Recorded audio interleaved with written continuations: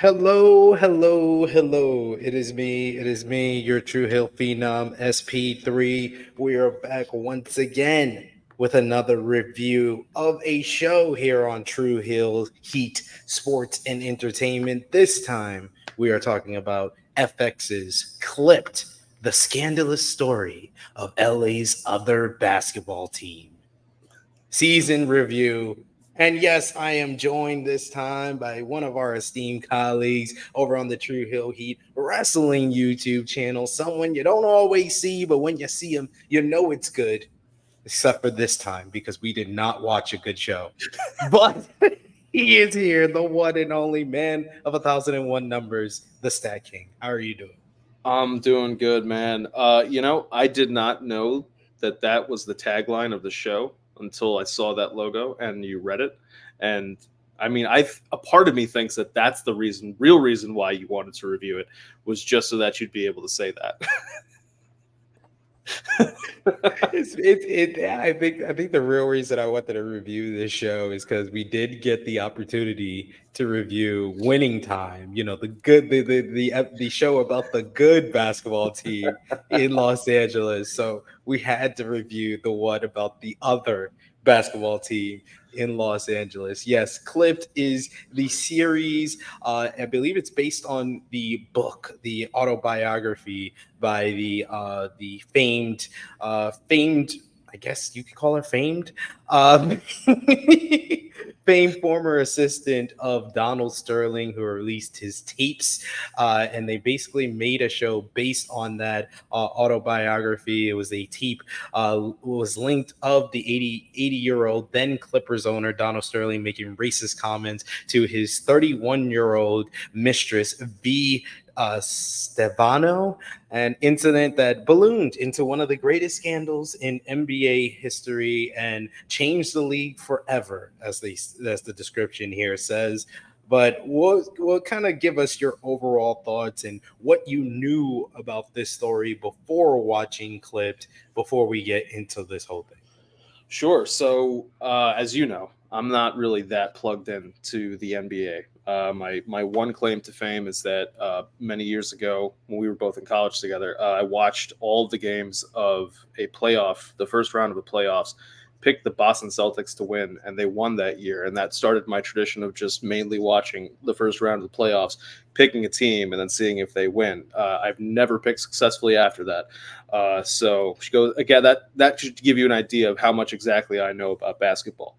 But when it came to this scandal or this series of events as it was happening, I was like I said, because I wasn't as plugged into the NBA, it didn't make as big of a wave for me personally as it did for a lot of other people. But from the standpoint of understanding a larger picture, a larger dynamic of what it meant in general when it came to race relations in the country. I mean, from that perspective, I was like, this is insane.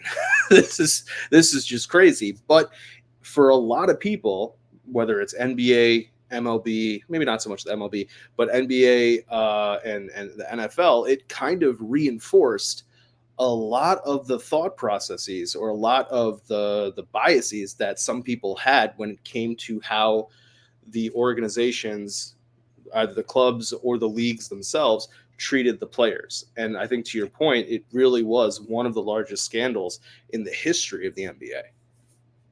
Yeah, most definitely was. Like I'm in tune with usual the NBA like bigger news notes. I won't Right. watch like every single game of every single team. It's been a while since I had like even NBA League Pass. I think the last time I had NBA League Pass was because I think I got it for the playoffs with when the in the bubble with the Lakers stretch into the playoffs. I had to get League Pass for that, and I think that's the last time that I had like an NBA League Pass coverage. But I used to have it a lot as a kid, not around this time, but I was following, of course, my Los Angeles Lakers, and the Los Angeles Clippers has always been kind of a punchline for most Lakers fans. And just to see everything that was going on with already a team that had established the Clipper curse and they had a lot of buzz, and this was at a time where it seemed like the tide was shifting from the Lakers being the dominant team in Los Angeles to the Clippers, who are getting more buzz. They got Blake Griffin in the draft, they get Chris Paul, they get Doc Rivers, they start reforming the team, and then it would become the 2010s, especially the early portion of 2010s. They were the more the more popular and the more kind of winning team in Los Angeles as Kobe Bryant slowed down his career. So it was right in the middle of all of that, like right after the Lakers won their last championship with Kobe, that this whole thing happens. And yeah, it just totally shifted everything as far as NBA and how the owners are viewed. And I started to know some of the owners' names because of someone like Donald Sterling kind of starting this ruckus that he did. But to say all of that, you're not going to see a great portrayal of everything in this series. At times, it felt like a Lifetime documentary. At times, it felt like an Hollywood story.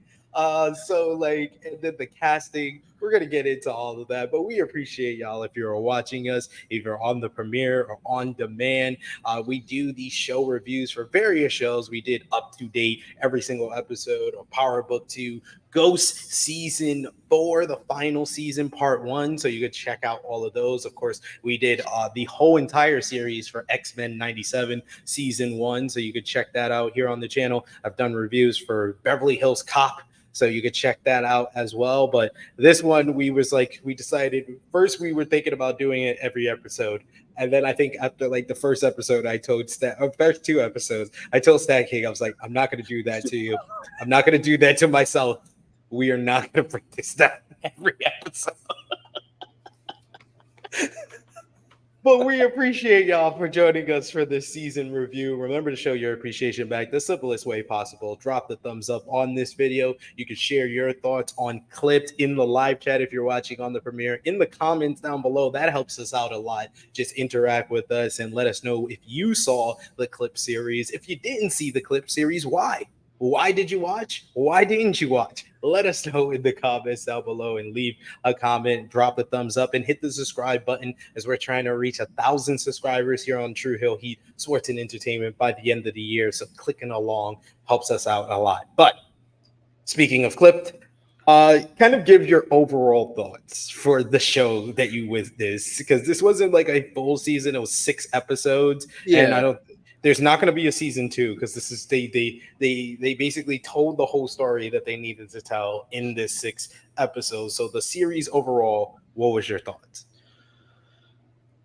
So I guess, see, now this is the thing, because I was not aware of all of the events, like kind of as they were happening. I'm seeing it now kind of in hindsight after the fact.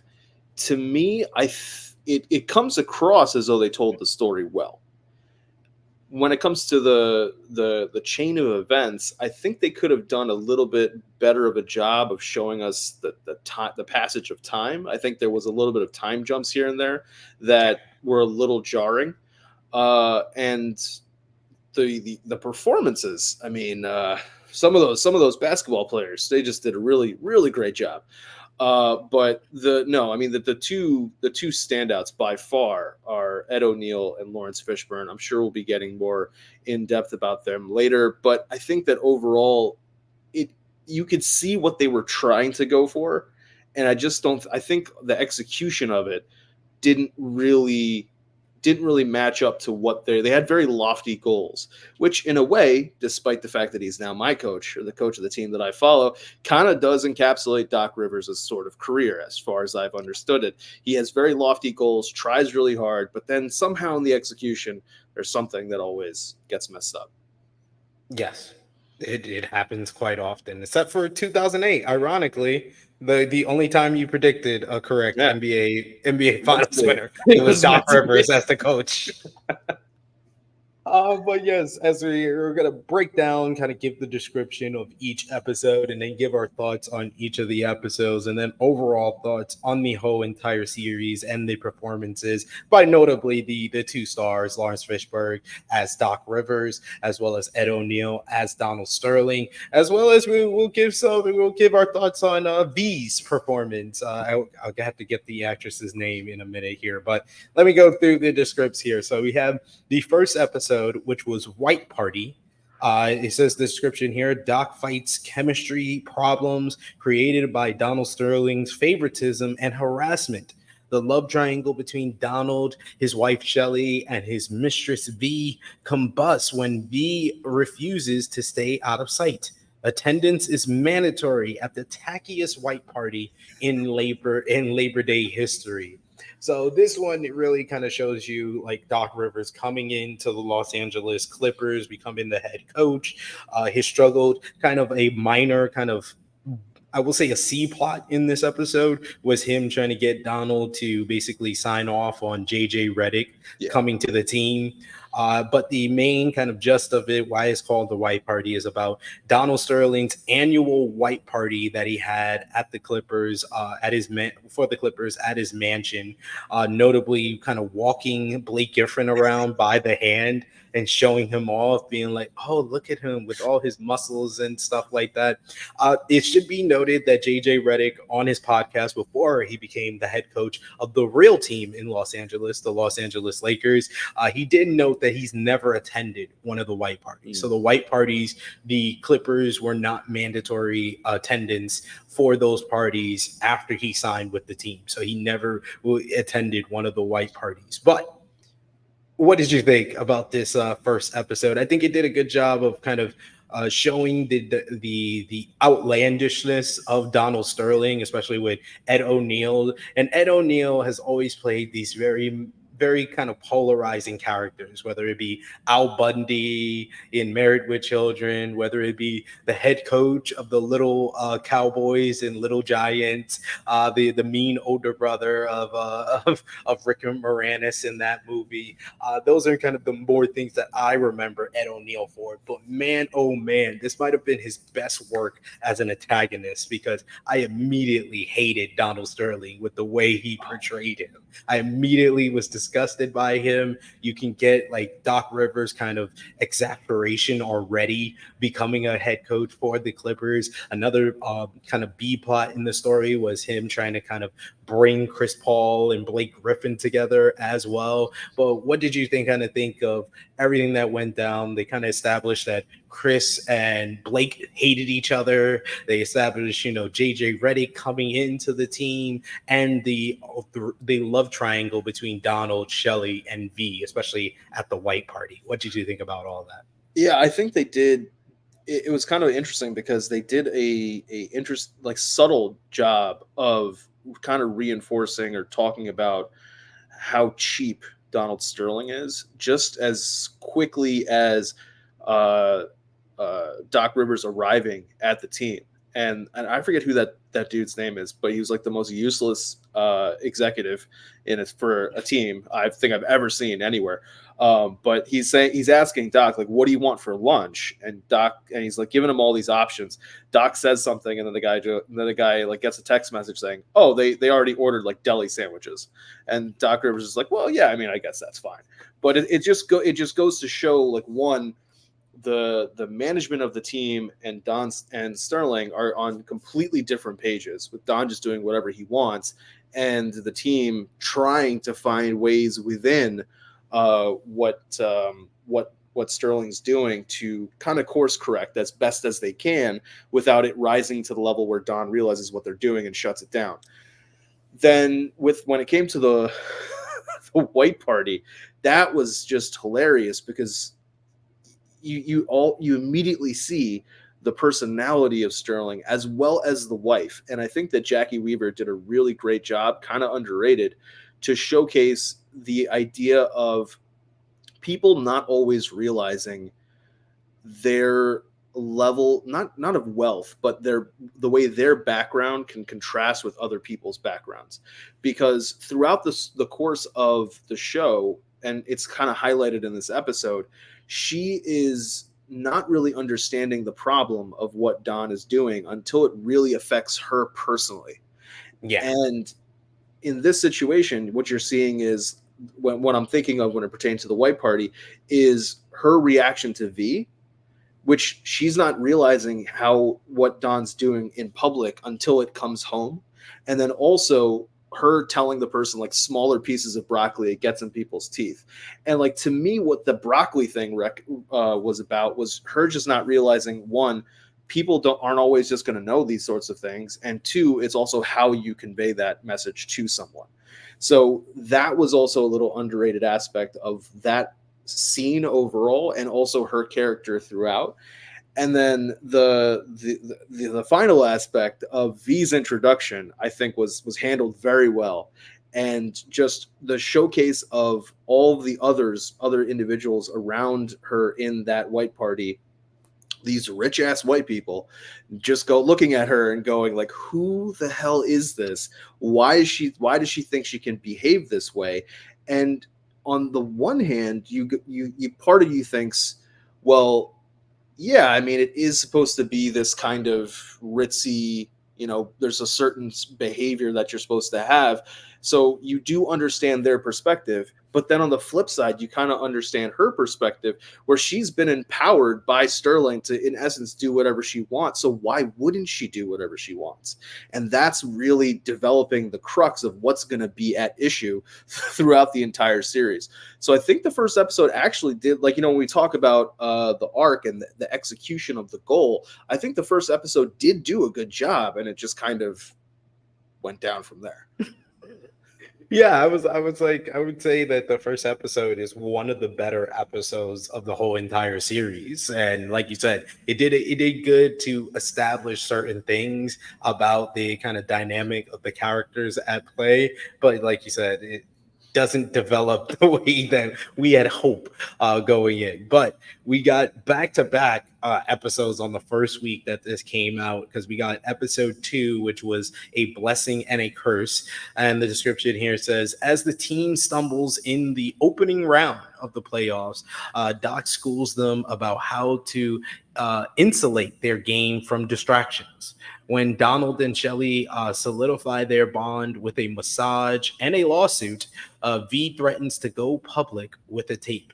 So this is where things kind of really start to spark off here, because we start to see Donald and V kind of they kind of cracks in their relationship start to show as Shelley applies some pressure, feeling that Donald is a bit too public with his affection of V, and his kind of it's gets very weird with like V giving him massages of the feet and stuff like that. And then V is feeling, we see that V has a goal to kind of get this kind of like loft of sorts to for Donald to like pay for her. He's gotten her certain gifts already, that's already established in this one, but it's also kind of Shelley, you see the insecurity of Shelley to that relationship, because it's so public in the public eye, and it seems like all the team and the people around the team know about it. And at the same time, you're seeing kind of Doc trying to keep the players on the game itself. I feel like this kind of did like a speed run, because we Yeah. started at the beginning of the season Yeah. in the first episode, and we're already to the opening round of the playoffs, about to start the opening round of the playoffs when this started, and we see them kind of stumble in the opening round here. So I felt like the team aspect of what was going on throughout the season was kind of speed up a little too much from episode 1 to episode 2. But I think they did a good job of still kind of seeing how this love triangle between Donald, Shelley, and V was progressing in episode 2. They did that part all right in episode 2, but I felt like the team and Doc, they kind of speed run through that too much. What did you think? Yeah, they definitely did, and this is kind of what I meant by like the time jumps were a little jarring, because you don't really get they're trying to spotlight different things along the path of an 82 game season that showcase how V over time is getting bolder and bolder, and at the same time Sterling's wife is getting more and more upset about what's happening, and they didn't really do that great of a job. Um, and it kind of makes you feel it kind of, I don't want to say cheapens, but it lessens the team scenes to a certain extent down the road, because you don't see them going through it, and Doc trying to work with them and getting them better and better and building them up. You just see the playoff aspect of it, and it's like, well, yeah, but how did you get there? Like, what were the level of adversity that you went through during the course of the season?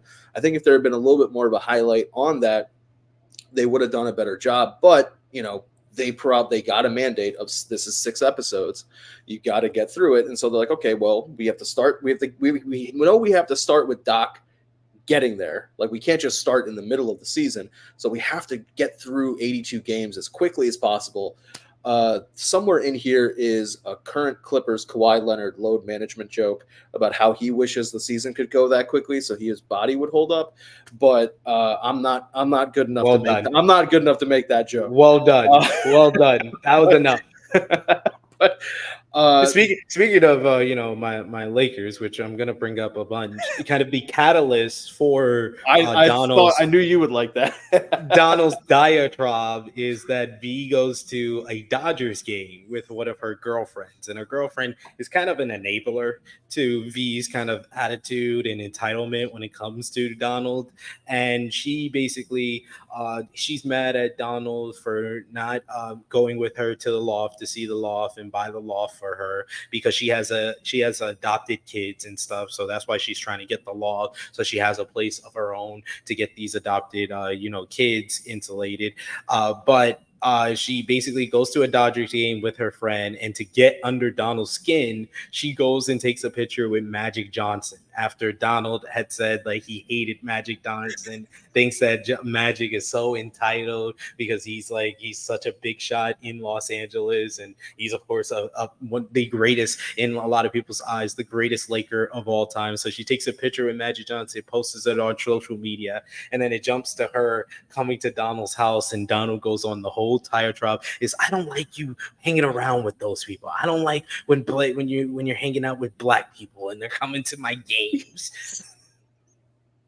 That whole part was really funny, because you're thinking about it and you're going, is at first you're thinking, oh, he's just mad at Magic John, like it's a personal thing between him and Magic Johnson, and then all of a sudden it just suddenly shifts, and if you don't know better, like if you don't already know the situation, like what's going to happen, you're just going, well, wait, and then it's like, but hold on, you're saying that you don't like it when those people come to your games, but she is. And you bring her to the games. There's something here that doesn't make sense. like sitting front row, she's showing up in the dress and stuff. It's like there's something here that just doesn't make sense. What is going on? So I think that actually was hilarious. And then a part of that scene also is they show her doing the recording, and as well as when they were leaving the white party. So they are doing these building blocks to show that she's been doing this. Now, talking about how fast they move through the season, that's also something they could have built upon by showing different scenes of her and him leaving games and things, and her hitting record. Like, those are the little things that show that she's been doing this over a period of time. It's one thing if she just scrolls through a phone and they show all these messages, like all these recordings. It's something else if we see her actively doing it, because then it comes across like, oh, this is really habitual. It really is habitual that she's doing it.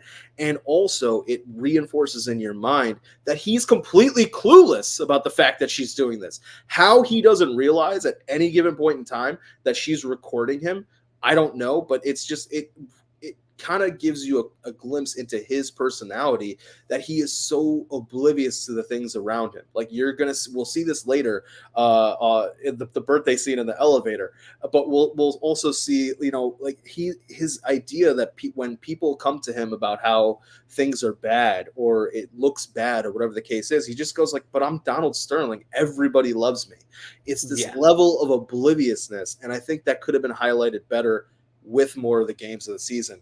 But V over time, I think one thing that they did do a good job in the beginning was showing her like love of pop culture and showing her love Yeah. of The the Kardashian. Kardashians Yeah. and that and Instagram and this idea of how to become famous and this idea that fame allows you to do whatever you want. And to a certain extent she's right, but there has to be behind that fame or that pursuit of fame a level of savviness. There has to be smarts that accompany that, because you can't just be pursuing fame and not know what you're doing or not have a game plan. And her game plan just seemed to be, well, Don's going to buy me this. And then a few weeks later, I'm going to get him to buy me this. And then a few weeks later, I'll get him to buy me that. And it didn't have, like, you could see that there was not enough mastermind behind what she was doing to accomplish her goals. Yeah, she didn't it was good. It was funny because in this episode you talk about where how Doc is trying to school the team as far as like insulating themselves and focusing on the game from the distractions that Donald causes. Like we see him go into like the locker room unannounced, and Doc has to like kick him out, barge him out of there and stuff like that. So like yeah, you start to see that where it's kind of like a microcosm of what V should have done. She should have been focused on getting herself more impact and insulating herself within Donald Sterling's organization a lot more than she did. She was thinking about material things and just Right. the perception of fame instead of making things possible for herself to become famous. Oh, one final thing. That fucking locker room scene.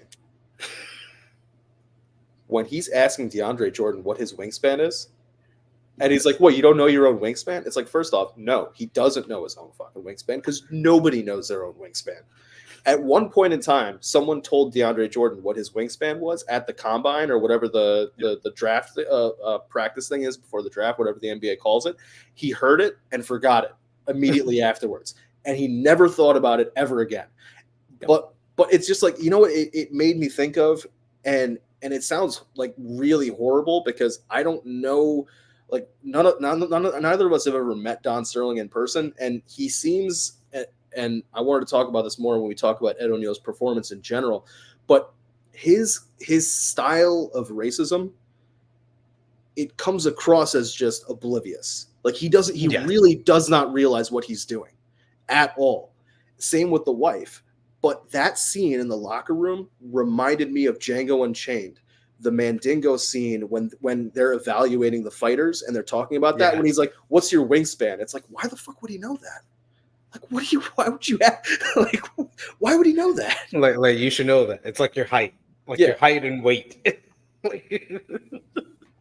But then we go to episode 3, and the description here is this is how you could tell this thing was speed up, because by episode 3 the tape hits TMZ right in time to disrupt the hard won momentum of the Clippers. We get to Donald's 80th birthday as well.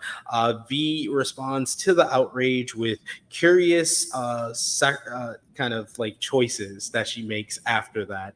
But yeah, this is kind of a shorter description here because this is how fast like this whole season is moving, with the V getting upset because she's supposed to like go to one of the games, but Shelly is kind of putting the kibosh on that. She sees, V in the front row, sees how V is interacting with Donald, and she wants to keep her far away. So she doesn't even want her at the game. She makes her effort sit in like one of the sky boxes, and then she's upset with that. So then they don't let her into the game, and then she lets the tape leak to TMZ. And this is where I'm like, if I'm Doc Rivers, I'm a little disappointed in you if I'm a Doc Rivers fan, because his people tried to tell him that there was tape coming out, but he's thinking, oh, it's just a sex tape. Just a sex tape with Donald and one of his mistresses. And this is when you ask the right questions of what kind of tape is it? What kind of tape is it? And if he knew that, I think that he could have handled this whole scandal a lot more and been more in tune on what the players were going to think, hearing this type of stuff, hearing Donald kind of claim that he owns all these black players and stuff like that, that the disgusting things that were on this tape. I think that Doc, if he asked the right questions when he was told that these stuff was going to come out, I think that he could have handled this a lot better. But what did you kind of think about the tape being leaked to TMZ, the choices by V, and Donald's 80th birthday party as well? It's so I was trying to figure out what was her thought process of I'm going to leak this tape.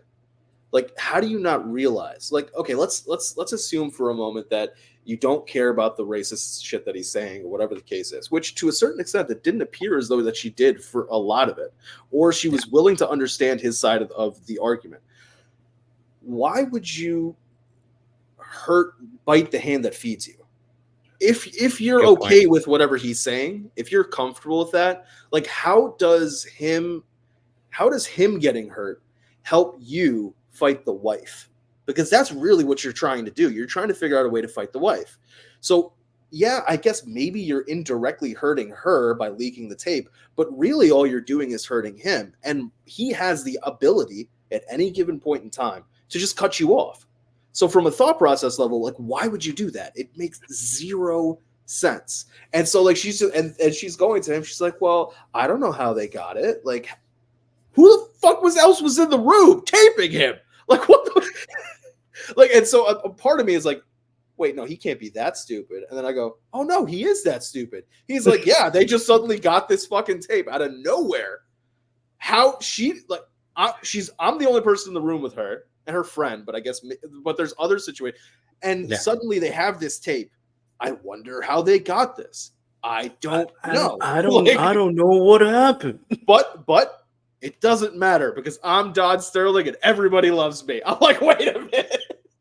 Like, what are we doing? But man, Doc, to your point, Doc really, really dropped the ball with understanding what was going on. And I think to a certain extent, it kind of shows, I don't want to say naive, like how naive he was, but it shows his kind of lack of internalizing and understanding the things that he has experienced with Don all along the way, because he used to be a Clippers player. So like, this is not your first time understanding or experiencing the Donald Sterling experience, right? So like, if it was anybody else, maybe yes, it's just a sex tape. But when you've experienced Don over and over and over again, you've understood like what this person is. Maybe you need to be asking those questions. Like, that is your obligation. And then on top of that, the team, the management of the team does not like reinforce to Doc, like, you really need to listen to this. As soon as he says like, yeah, I'm good, like, it's probably just a sex tape, or he says to the players, it's just a sex, like, none of them are like, no, you need to listen to this. We've listened to it. You really need to listen to this. And I forget, I think this is the episode where the useless guy goes to the house and is trying to tell Don about it. I think this is that episode. Yes. And Don, being completely oblivious to everything, is just like, yeah, no, fuck it. It's fine. It's his wife that goes, yeah, let me get a hold of this tape and see what's going on. And I think that she, talking about her not only really caring until it hits home, she didn't really care what Don has done all this time. And there were certain situations where she, and maybe she just didn't understand, right? Like, for example, I think it's episode 2 where, or the end of episode 1, where they're in that lobby of the building, and she's saying, yeah, just move that one tenant over to this other place and charge her for the mold. It's like, that lady's not causing the mold. Common sense should tell you that. But even if you didn't have common sense, experience of owning and managing properties for all these years should have told you that. But she didn't care about any of these things because it was just making her money. Like, she doesn't understand that this is what other people are going through, and you are causing that by not fixing these things. And to her credit, though, I did think that she understood when Don says everybody loves us, we're the Sterlings. I think she understood that's not really true. Yeah. She understood I need to know what's going on in order to protect myself and protect everybody else. That's why she has him do the redo the trust thing.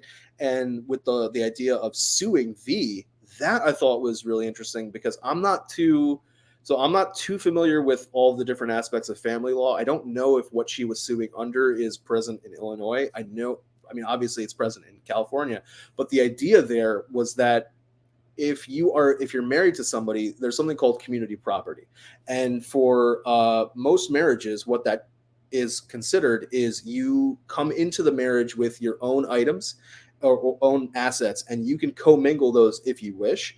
But then everything that you guys obtain after the date of the marriage is assumed to be community property.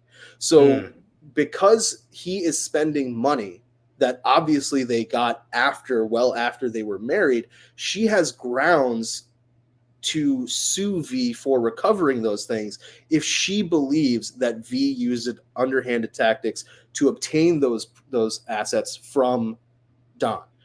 Again, she doesn't care about what he's doing until it affects her. Now, granted, but even then, she's not even using the assets. She doesn't care about the assets themselves. She cares about the fact that this woman is getting things from her husband, and she's not supposed to. So and this better comes into focus like at the end of the season. Right. I mean, the end of this whole series, how horrible Shelly is. Like we're like 4 episodes in. I was just like, who's the baby face? Yeah, like I felt bad for her, but at the same time, I'm like, this is like a weird tweener role for her, because I understand that there's issues with her, but it comes across as though she's just completely oblivious, and she just really needs somebody to sit down and talk to her. And her friend does try, yes, but her friend just cannot get through to her at all. No, and they I think they did a good job of like how much we learned about V as well, because there wasn't a lot of like accessible information about V, and that comes more into focus I think in episode 4, because episode 4 is a kind of like it gives you kind of the background of V and shows her before she met Donald, because earlier in like the first 2 episodes, Donald and her talk about how he found her at a food truck. So then I think the start of episode 4, it's called Winning Ugly. We see her, and I think the former name is Maria Vanessa Perez. She's shown as a struggling actress who suffers from skin problems that likely propelled her attraction to cosmetic and plastic surgery, and she's at a food truck working in Los Angeles in 2004 after she left her life behind in San Antonio, where her mother has been convicted for using her children to steal from a supermarket, which is insane. But they do kind of, this is where the clip series does like the creative privilege of kind of stretching things out, where we see V and we see her friend that we've seen in the earlier episodes, and basically they meet each other and they go to this elite Los Angeles party that is very bizarre. It's at a secluded kind of gathering in a place, and it's basically shows you kind of V's interest in pursuing men of higher stature and higher status. Her attraction is in this episode with a wealthy man named Scaramucci, and it feels like it was made specifically for the show. An extended scene, we see V and Scaramucci talk in the kitchen during the party, and the audience begins to see how the dramatized version of the character becomes enthralled with the seedy yet luxurious lifestyle, and she makes Scaramucci kind of feel good,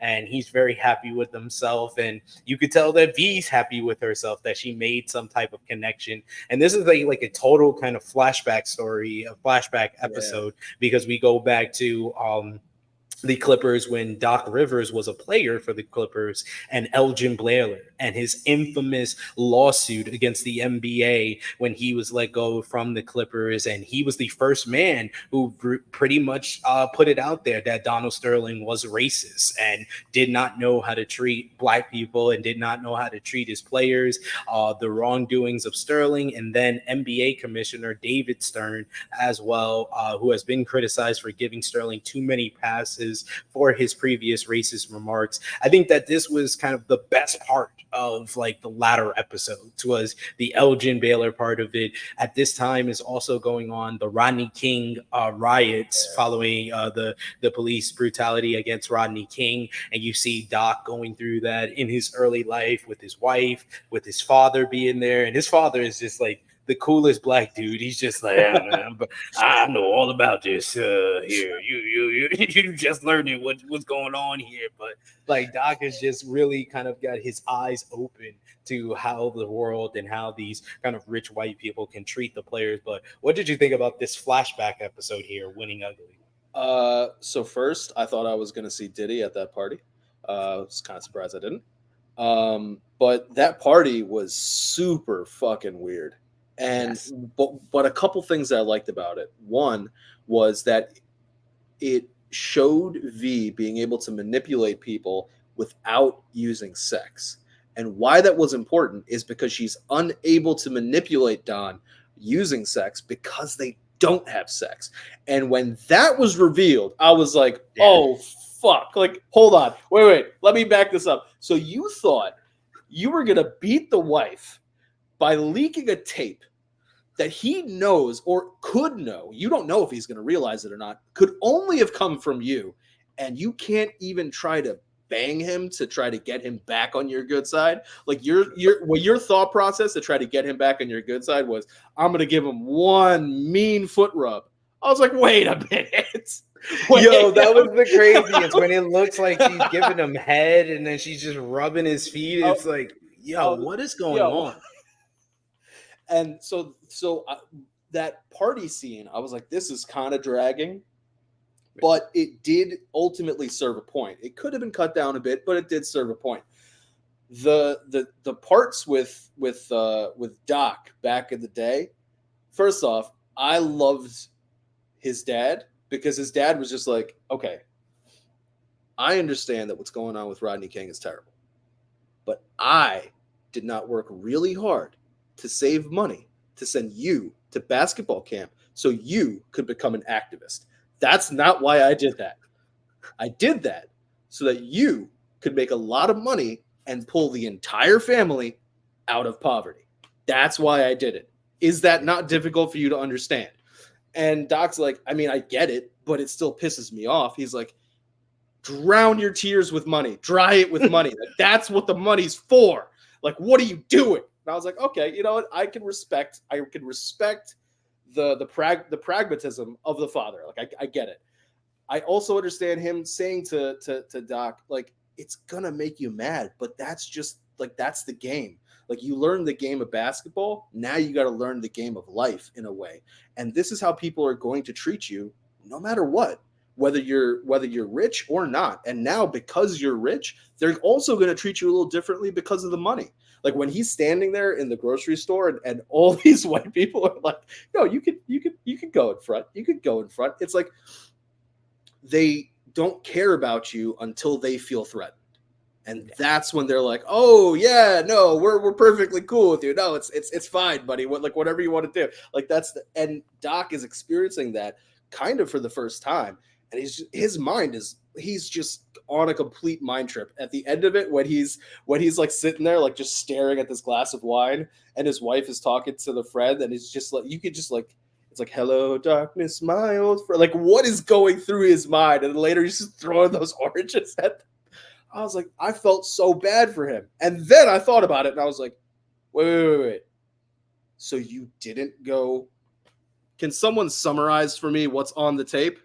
Like, after all of that, Yes. You weren't like, can someone summarize it? Like, I don't need to hear it, but like, can somebody just tell me what was going on? You just assumed it was a sex tape? I was like, wait a minute, sir. You can't have assumptions if you've been through all of this. Like this You, made me also, yeah, this made me be you like, then you definitely should have had asked more questions about you this thing. you can't Ubuntu your way out of this one. Like, come Yeah. on. And one thing that I honestly, a part of me wishes, I don't know if it's true or not. I really hope it is. I really hope that in real life, Doc Rivers had Zen sessions with Homie from Star Trek: The Next like, Generation. when he first showed up, I was like, wait, LeVar Burton who is he playing? And I was like, He's no, he's playing just LeVar himself. Burton. I was like, oh, he's just himself. So then I was like, please tell me this is real. Like, please tell me that Johnny LaForge and the Reading Rainbow and Kutz, like, tell me all of that actually happened. Like, if that's the one thing I find out from this is true, like, the show immediately jumps up like But points. the craziest thing is that they didn't even try to like age him down. No, Like, no. they didn't even try to like age him down. He's just playing LeVar Burton, but Yeah. LeVar Burton in 2023, 24, They were like, in 2011. they're like, should we do any kind of makeup or anything like that? And somebody in the background just yelled out, "Black don't crack," and they were like, "Yeah, it'll be fine." He's probably looked the same all these 10 years. Don't worry about it. But that was hilarious. It was hilarious that their relationship, their budding relationship and friendship, in the sauna room. Had what like a low, what is it, like a prestige just like sports gym? I don't know what's going on here. But then we go to the best words, which is episode 5, and V tries to explain herself to Barbara Walters. Doc finds himself doing everybody's job, and the Sterlings face consequences. So this whole thing, this was just, this is just whole mess. V's kind of developing into a celebrity and getting her own like team, and freaking people were outside taking pictures of her as she's on rollerblades and she's got the visor. Yo, I joked to Colleen when we go to like indie wrestling shows or more of indie promotions and things like that. And also when we go to AEW and things like that, I'm like, you always got to have merch. And AEW is famous for not doing merch stands very well. V, on the other hand, she should be running their merch stands because she was ready to go from the get-go. She was like, I got hats, I got pins, I got shirts. Like, what do you want? Like, I got it. Like, we're ready to go. Like, we are open for business. She was like, fuck with me. Wait. I got it. That part she thought through. The whole overarching plan, she was like, no. I'm not going to bother about that. But merch distribution, nailed it. Oh man. So yeah, this episode starts with like spending extensive minutes with each of the central characters' past days in the previous episode, from episode pretty much 3, and then it once again returns with the present timeline, where you get the Clippers team thinks of boycotting the next game. That was a kind of, I wish that they could have done a whole episode on just that. That could have been episode Just 5 is just focus on that. Just the conversation in the room could have gotten you an entire like 30 to 40 minutes easily. Yeah, I felt like they really lacked on that and really just tried to push ahead on that, and just having freaking Draymond Green playing talking shit to the Clippers and stuff like that. That was also really fun. They had the tension and open dislike of Draymond Green and Chris Paul in this playoff series where they're versing each other. We also get more of like Chris Paul and Matt Barnes and Glenn Davis, and really DeAndre Jordan was the person who was like most about like boycotting, that they needed to do something, they needed to make a stand on this, and that he didn't even want to play for Donald anymore, where more like Blake is kind of aloof to all of this because Blake has always been like the favorite of Donald, and even though he is upset, he knows that he has endorsements and everything that he has to settle on. And then you go to V, and V meets with Barbara Walters and does a sit down interview that, oh my god, it just totally just Like, what are you doing? That's why people consider Barbara the GOAT. This is why Barbara's the GOAT, because she gets people in these precarious situations. And then it further develops where Shelley goes to Barbara Walters and she has a sit down interview where she says that she believes Donald has dementia. And that's why he said all those crazy things. And then we see the meetings with like the NBA and Adam Silver, who really wants to put his foot down on all of this. So, yeah, this was a crazy episode. Like, literally, I was just like, episode 5 and episode 6, they just crammed everything of the fallout into those 2 episodes. Where I was like, even though I did enjoy some parts of episode 4, I was like, did we really need a flashback episode when you had this much to do in episode 5 and 6? And I think the thing is that they, as much as we were talking earlier about them rushing the setup of going through the season, how are you going to rush the setup, then just have this flashback episode and basically rush the ending? Because it's like, wait a minute, like this is what people were here for. Everybody watching this in some way, shape, or form understood what the history was. Like, there were ways to do it and move quickly through that. What people were really interested in was, what was the fallout? How did all of these people, whether it was the players, whether it was Doc, whether it was team management, whether it was Shelley, the NBA itself, Don, V, all of these people, how did they deal with what happened after the tape came out? And it's like, that part just seems to kind of just blow by, like not even matter in that sense. Like, to the point that V's interview with Barbara Walters, while it's uncomfortable while you're watching it, because you're like, this woman has no clue what she is saying, I actually went back and watched the actual TV interview. It's much longer and much more confusing. It's you absolutely have to watch it. Yeah, and then when you're like, wait a minute, Don set this up. Like, he's the one who put, and her attorney is like, wait a minute, what in the we're getting sued by his wife, and you leaked the tape about him, and you're letting him set this up, and you don't tell me until we're there? Like, whoa, what the hell is going on? And throughout all of this, she's still going through the adoption process, like trying to make sure she gets those kids.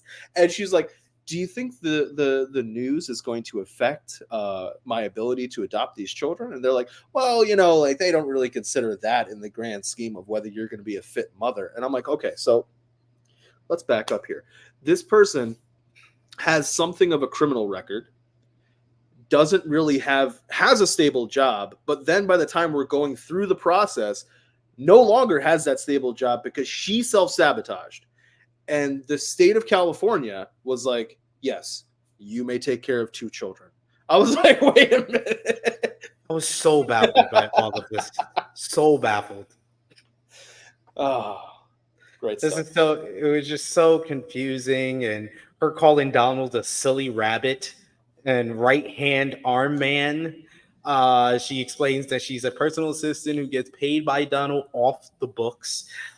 V curiously tries to defend Donald by saying he is not a racist, but should apologize for his comments. V also rationalized that Donald was in a different generation, and it was in the heat of the moment that he made those comments. So, like, oh my God, this is all bad. It's all like bad. Every time she, pretty much any action that she does, with the exception of giving him foot rubs, somehow, some way, hurts him more than it helps him. She leaks the tape, hurts him. Oh, the camera thing. Yeah, there you go. Great idea, V. Hurts him more than it helps him. She goes on Barbara Walters and basically calls him like confused and old.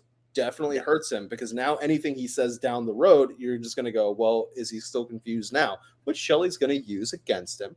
And then you're talking about how you're getting paid off the books to Barbara Walters on a nationally televised thing.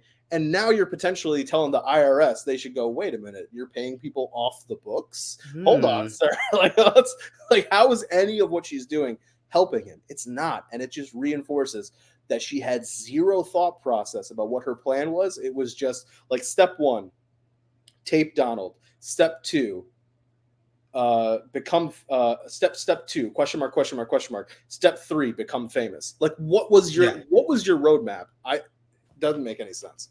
And I believe this is also the episode where Shelly decides that she wants to get on the team bus after Oh, all of this. Oh my god! Like there was so many moments where I was just like cringy watching this, but she's like they hate Don, not me. Like what?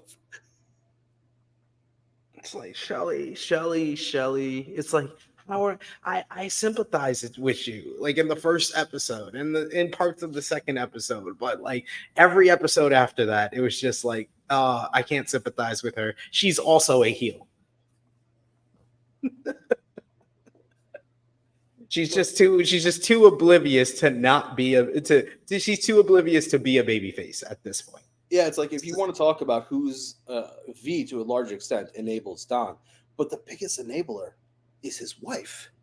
And Yes. now, to a certain extent, I sort of give her like a shooter a little bit of bail because I can understand like you've had to deal with this person for so long that you realize that what you're going to say to him is going to go through one ear and out the other. But like the amount of effort that she makes to try to reach it, to try to get to him, fails. Everything, like nothing about it works. And it's like, well, if you are like the definition of insanity, doing the same thing over and over again, expecting different results, you've done the same things, you have to try something different. And it's only until her lawyers go, well, wait a minute, what's this change to the trust, that they're the ones who are like, oh, well, there's something, we have some kind of tool here, let's use it. Yeah. Yeah, she's able to get some control of the whole thing, and she's the person when the NBA puts down the kibosh on Sterling and says that he has to sell the team. Basically, she negotiates with through her lawyers through that change in the trust that she can be the one who listens to the offers and can choose the best offer. But of course, Donald still has to sign off on it, and he don't make it easy. He don't make it easy at all. Well, I think it's Steve Ballmer of Yes. Microsoft is like this guy's just a really happy nerd who happens to be one of the wealthiest people on God's green earth, and he's like, I'm willing to solve all your problems, and I'm willing to not only solve the problems, I'm willing to pay you to allow me to solve the problems. And Don's like, no, that's good. No. Like I'm okay. He's like, this guy's an idiot. It's like, well, sir, I mean, between the two of you, one of you is a very wealthy landlord in essence, but is also in the news for being a dumbass. The other person is the former CEO of Microsoft. Like, I think he has some knowledge in this situation. I think I'll take his business knowledge off of a guy who didn't know he was being recorded. This is me. So the final episode 6, is Keep Smiling. The script here says Donald isn't going to give up that easy. V gets brutally assaulted in a racially motivated crime. And oh man, this was the other cringe moment where I was just Oh. like, holy shit, where V and her friend are at a diner and they get into a whole kind of back and forth when these fans start taking pictures of her and she's like, you can't take pictures of me, and it's a white guy and he's like, oh, you black bitch. He was like, you stupid black bitch. And V gets in his face and he just stalls up. It was like I don't know if you've ever seen Jersey Shore, but it's like the first season of Jersey Shore when Snooki gets punched in the face, which totally changed that show and made people pay attention to it. But it's like the exact opposite of for V. Like I did not know about this part of the story that she was in. Maybe this is a dramatic, over embellishment. It could be that, but if this really happened, that's absolutely disgusting. Like she didn't deserve that. Even though I don't think she's the baby face in this whole situation. She was trying to, become famous and use Donald in certain ways, but she didn't deserve that. See, I don't think that it's weird because I mean, obviously, she had to have experienced racism at some point in her life, but I don't think that she realized what it meant to go through that and be treated that way in a sense until that happened. Because that actually there's a shift in her character and how she is treating, how she interacts with Don and everything. Of course, by the end of the episode, she hasn't learned shit. But in that moment, like she has like a kind of a come to Jesus where she's like, oh fuck, this is what is at, like this is what I've done, like this is what I have allowed to happen. And it's in one way it's terrible.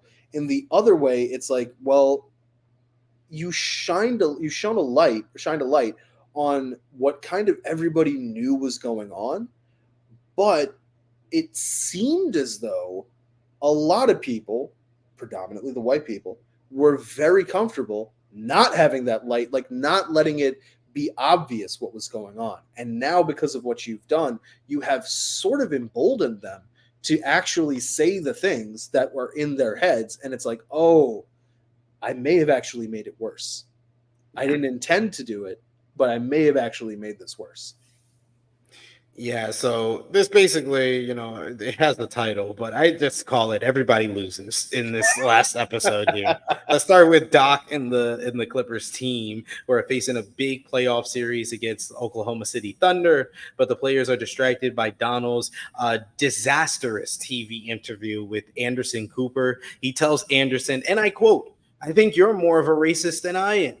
He scoffs at the mention of Magic Johnson, and he says, and I quote about Magic Johnson, "Well, he's got AIDS." Oh my God, Ed O'Neill won Best Actor in this series with this with the interview, because oh my God, this got my vote for Emmy. Got my vote for the Emmys for sure. Donald claims his players still love him too, even though they're screaming at the TV, watching the game in the hotel room. And DeAndre Jordan literally says, "We literally hate you." They dropped the next game thanks to a questionable foul call, and soon enough, they're eliminated from the playoffs, with Doc reminding his players of how much they overcame just to get there. He calls them together for one final huddle, but they're not exactly pumped up. As for Donald, he's annoyed that Shelly is trying to line up buyers for his team, and after his on-air meltdown, Shelly starts thinking about invoking a clause in their trust where she can remove him if he's deemed incompetent. She has Donald meet with a neurologist, and he basically he doesn't do great at that on that test, with the doctor suggesting that he may have Alzheimer's, and but Donald shrugs it off. And when Shelly brings him to a hyper enthusiastic tech mogul, the aforementioned Steve Ballmer, he offers to buy the Clippers for $2 billion. Donald dismisses him, and he says he's not the guy. Shelly screams at him that if he doesn't sell, the players will leave and the sponsors will drop out. But Donald's threatened to go scorch earth. He says, "I have dirt on the whole world." He was on peak Donald's dirty mode, and Ed O'Neill killed it in this episode. If I remember right, he's just like wearing a robe. He's wearing a robe, like a t-shirt and like shorts, and he's like, "I got dirt on everybody." Oh man, left with no other options, Shelly uses the doctor's evaluation to get Donald removed from the trust. Donald is incensed and he says, "You're not making good choices." She tells him, but he shoots back, "Your slice of heaven was built on my choices, sweetie." He takes her to court, where Donald declares that he runs the team while Shelly just throws parties. Shelly testifies to Donald's failing mental facilities, and he gets belligerent, yelling at the judge and calling Shelly a pig in the court. When she tries to approach him, the judge rules in Shelly's favor, clearing the way for her to sell the team to Ballmer. When asked for comment outside the courtroom, Donald sadly says, "I thought I knew her." Shelly doesn't exactly end up smelling like roses either, as she loses as well. Even her best friend Justine turns on her after she stays with Donald following the sale. She says, "You two were made for each other. You both think you own everybody." And after a heart to heart with LeVar Burton, helps him get in touch with his anger. Donald, we get Doc Rivers with the best scene for Lawrence Fishburne in the whole entire series is when he sees Shelly at the restaurant and he tells her off because of the fact that her and Donald still own the practice facility which they practice in. They still get a ring if they won a title. Spoiler alert, they do not and still haven't. And he says, and I quote, that absolutely fills me with rage. And he's standing there with Austin Rivers, who would eventually, his son, become a Clipper as well. But the saddest ending of all was for V, as the lawyer reminds her that Shelly is still suing her for the duplex, just as her finances are drying up. She has to sell her Ferrari, but keeps the vanity plates that she has and goes to court to face Shelly, telling her that Donald would have taken her side. But then Donald enters the courtroom and takes Shelly's hand, leaving V devastated. On the witness stand, V says that she was Donald's right-hand arm, even though she had no official employment record and that he wanted to take care of her. But in Donald's sworn testimony, he says that the cars he gave her were his, and he only put them in her name because of her quote-unquote criminal record. V loses in court, and we see her taking a sad walk through her empty duplex as she has to move on out.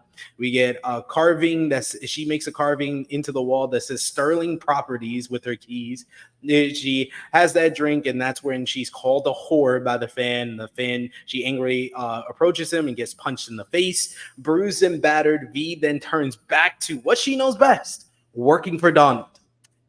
She fetches him his coffee and medication, signing for his deliveries. Donald is sunbathing naked, and somehow coming out of this scandal with $1 billion windfall. The Clippers players are befuddled by New Order Steve Ballmer's rapid enthusiasm, but they bond by playing a midnight game of street ball far away from the cameras. As for Doc, he hits the Clippers court with Elgin Baylor shooting hoops, talking about their legacies. Doc wants to be remembered as a winner. Spoiler alert, 13 years later, he is not viewed as that. But he admits that his frantical drive to win led to his wife just filing for divorce. Elgin isn't worried about his legacy, though. He just enjoys the sound of a basketball swishing through the net. The simple things in life at the end. And that is the close of a whirlwind of series of clips. Oh man, this episode really, like, we touched on a lot of the different pieces beforehand, but this episode was just crazy because you see V go back, you see Shelly not learn shit, you see Doc finally have his moment against Shelly, for all her own faults, is in that scene acting as a stand-in for Don and the things that he would love to say to Don. The scene where he and LeVar Burton are talking about the respective items that they have in their house that they use to remind them of who they are and the background that they come from. That was really great. That I think could be an awesome. I don't think that the Emmys or the award shows do like a guest scene award, but if they did, LeVar Burton should be nominated for that. That was absolutely incredible. Overall, I think that the episode, it didn't really stick the landing, but it did as good of a job as it could to try to salvage what was left of the show. Yeah, I can agree on that. And just like I said, I kind of said it throughout, especially in episode 6, but Ed O'Neill's portrayal of Donald Sterling is like, I'm going to remember that. I'm going to remember that. Like, I'm going to put that with him as Al Bundy and Married with Children. Him has to coach for the Little Cowboys and Little Giants. It's what, and he's done great work with Modern Family as well. That's kind of his other kind of milestone performance as an actor. But his portrayal of Donald Sterling was so good. It was so good, especially in episode 6. It's so funny because Al Bundy was so long ago. And he wasn't really like that heelish. He was the main character, but he wasn't. He was kind of an anti-hero. Yeah. It was was Archie Bunker like, in the sense that Archie Bunker was an asshole and racist, but he was being used for comedic effect. He wasn't they didn't realize what they were using him to get. He wasn't realizing what they were using him to get. And in Modern Family, he is that stereotypical like alpha male jock character, but it's much more humorous, and it's not like there isn't that tinge. Obviously, there isn't that tinge of racism because he has a gay son, he has a minority wife, he has a minority stepson. Like those, it's not. But this is like so tonally different that if the only thing somebody ever knew, the reason why I said Al Bundy so long ago, if the only thing somebody ever knew Ed O'Neill from was Modern Family, they'd be like, holy I didn't know he could do this. And two, I don't know if I ever see this person again, if I can think of him as the Modern Family, like nice but slightly mean grandpa. Like I can't see it like that. Yeah, facts. So yeah, I give him kind of my top honors for top actor in this whole series. None of the players really kind of gave it to me or anything. It was more the casting. The casting was awful on the players. Like Chris Paul looks nothing like Chris Paul. The best casting was probably the Matt Barnes. Yeah. Matt Barnes kind of looks like Matt Barnes. Glenn Davis does not look like Glenn Davis. Jamal Crawford does not look like Jamal Crawford. JJ Redick, like the easiest thing. You get a Caucasian man with black hair, and they still couldn't get that right. They didn't even get that right. Blake Griffin is awful. I was about to say, you could tell they really tried with Blake Griffin, but somehow it's like either like create a wrestler or like one of like GTA or something like that, where you're trying to create somebody and you're like, it's close. I've been working really hard, but at some point I gotta press start. Like that was like, they were like, we tried really hard. Don't get me started on the Warriors players, because Draymond Green is awful, and the worst one is Steph Curry. Steph Curry looked like Dak Prescott. It looked like Dak Prescott was playing Steph Curry. I was like, wait, that looks nothing like him. Like what the fuck? Like the best casting was Lawrence Fishburne as Doc Rivers, and Donald Sterling, Ed O'Neill as Donald Sterling. I think one of the funniest things that I read was Lawrence Fishburne. They asked him, like, what did you know about Doc Rivers before you agreed to do it? And he was like, I knew absolutely nothing. I knew nothing about this dude. And I think Lawrence Fishburne, the one thing he was like is, I got to nail the voice. And I was like, you tried really hard. He tried his best. He tried his best. He did not get it, but he tried his best. If they had found a way to have Lawrence Fishburne do the acting, but then overdub it with Jamie Foxx's impersonation of Doc Rivers, so, like, I don't know how exactly it would have worked, but it would have nailed it. But he tried. I do give him credit for trying. He does deserve credit for trying. I thought Jackie Weaver was good as Shelley Sterling as well, and I believe that's Cleopatra Coleman was V.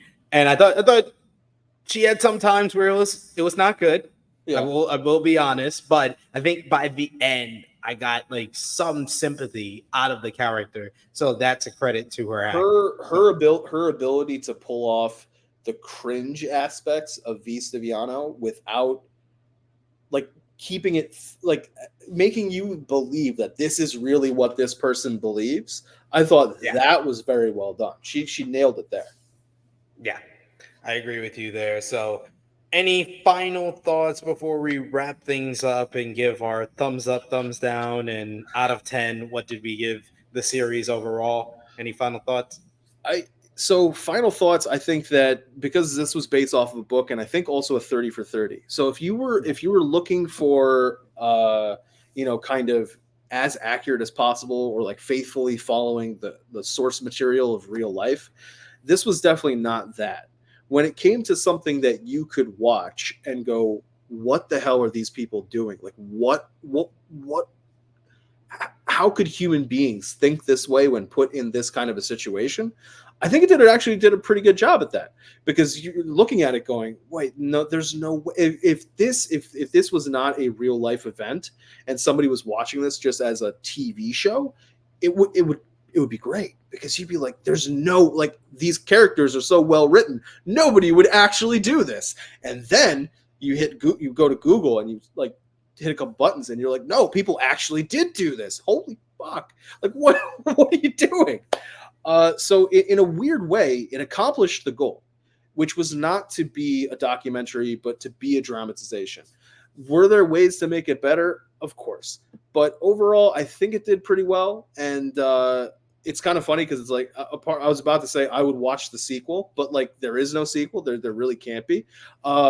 It'd be kind of funny if they did a Where Are They Now? Because like I actually tried to do a little bit of research on what V. Stiviano has been doing since then, and it's like there's nothing. There's not. You can't find anything about this woman, which is in and of itself insane.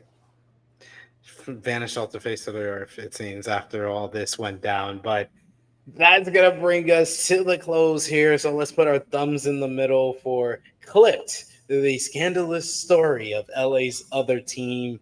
In 3, I love that. In 3, 2, 1. I think I'm right in the middle.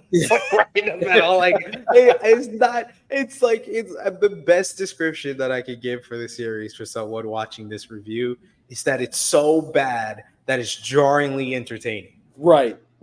Yeah, I would agree with that because you're just thinking about it like there's no way these people did this. No, they did. Okay. All right.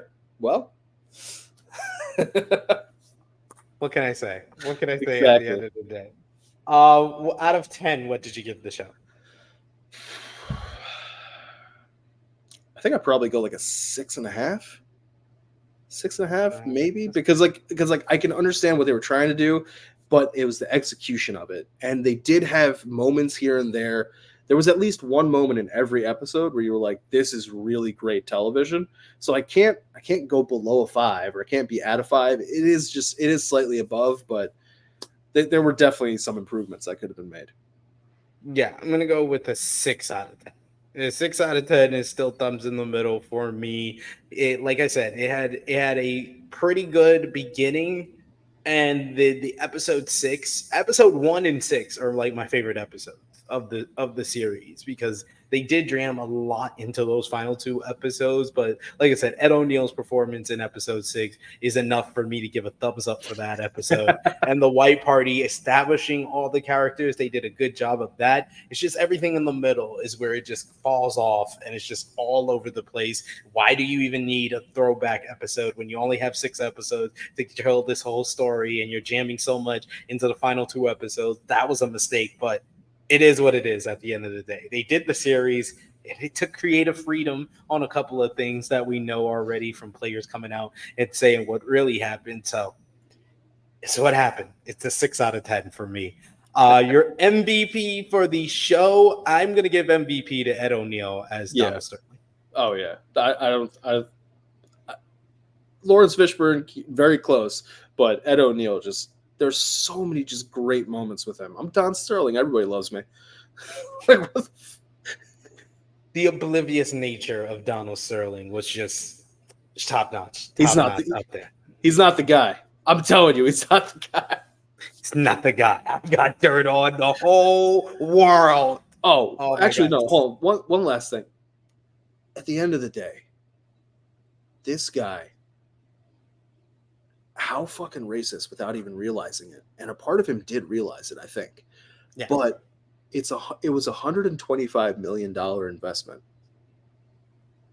that got him $2 billion. Because they had to pay him fair market value. Yes. How that, like, what in God's name? How does that even happen? Like, how does that even happen? It's like you can say all this shit, do all this shit, but it's still like, fuck you, pay me. Like, how? Yeah, you're still making what, $1.9 billion profit? Yeah, that's insane.